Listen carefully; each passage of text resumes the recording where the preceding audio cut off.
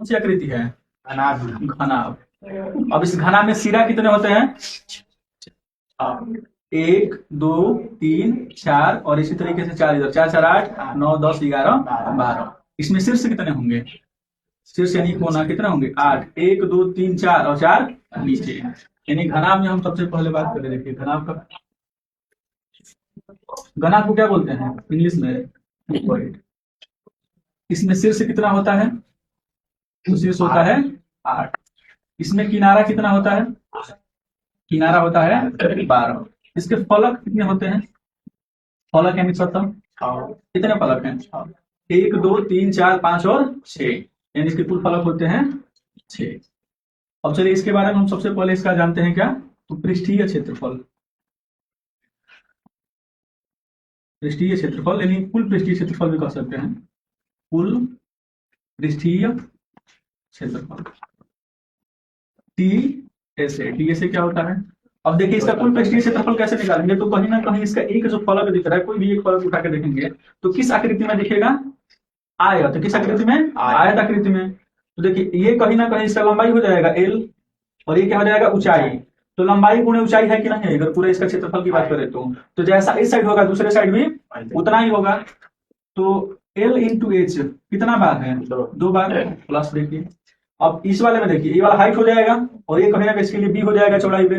तो इन दोनों की लंबाई बी इंटू एच हो जाएगा, और जैसा इधर वैसा इधर भी है तो 2 बार ये भी हो जाएगा बी इंटू एच। अब ये सरफेस हो गया, सरफेस अब नीचे वाला देखिए, तो नीचे वाला में एक एल बचा है और इस तरीके से अंदर की ओर मोटाई इसका बी। तो एल इंटू बी कितना बार? 2 बार। तो प्लस में एल इंटू बी कितना बार हो गया? तो ये हो जाता है इसका संपूर्ण पृष्ठीय। अब इसमें कोई वक्र पृष्ठीय क्षेत्रफल नहीं होता है, क्योंकि इसमें वक्र कब नहीं थे। जैसे हम बात करें, देखिए ये कौन सी आकृति है? बेलन। तो इस बेलन में दिख रहा है कि हाँ ये वाला भाग वक्र पृष्ठ होता है, लेकिन इसमें यानी कि घनाभ में कोई वक्र पृष्ठ नहीं होता है। अब बात करते हैं घनाभ का विकर्ण क्या होता है। तो विकर्ण क्या होता है कि विपरीत शीर्ष को मिलाने वाली जो भुजा की जो लंबाई होती है, जैसे ये हो जाएगा और ये दोनों विपरीत शीर्ष हो जाएंगे। इसको मिलाने वाली जो रेखाखंड होगा, मिलाने वाला रेखाखंड, इसकी लंबाई को ही क्या कहेंगे? इसका विकर्ण कहेंगे। तो देखिए इसका विकर्ण कैसे निकालते हैं। पहले इन दोनों को निकालते हैं, नीचे वाला लाइन ये डिस्टेंस, तो ये क्या है? एल, और ये क्या है? बी। तो एल और बी यहाँ पे 90 डिग्री का कोण बन ही रहा है, तो एल और बी निकालेंगे कोण के रूप में, तो L square plus B square root में निकलेगा, और ये हाइट हो जाएगा। तो इस तरीके से इस कोने पे जब जाएंगे ना तो एल स्क्वायर बी स्क्वायर एक लंबाई मिल जाएगा, और एक इसको लेंगे तो ये क्या निकल जाएगा? H square. तो कहीं ना कहीं इसका विकर्ण जो होगा वो होगा रूट में एल स्क्वायर प्लस बी स्क्वायर प्लस में एच स्क्वायर। कोई दिक्कत? अब देखिए इस फॉर्मूले को हम एक ट्रिक से भी याद कर सकते हैं। एक सर्किल बनाइए और यहाँ पे एल बी और एच लिख दीजिए, इन दोनों में मल्टीप्लाई कराइए एल बी, इन दोनों का मल्टीप्लाई बी एच, और इन दोनों का मल्टीप्लाई एच एल, और बाहर लगा दीजिए क्या? 2। ये निकल गया क्या? ए मतलब किसका एरिया? पी एस यानी टोटल सरफेस एरिया से भी निकल सकते हैं।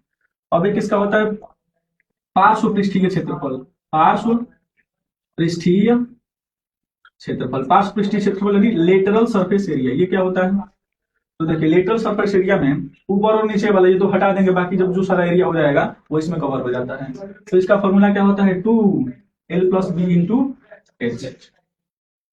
2l plus B into H. 2l plus B कहीं ना कहीं आप जानते होंगे कहां से आता है?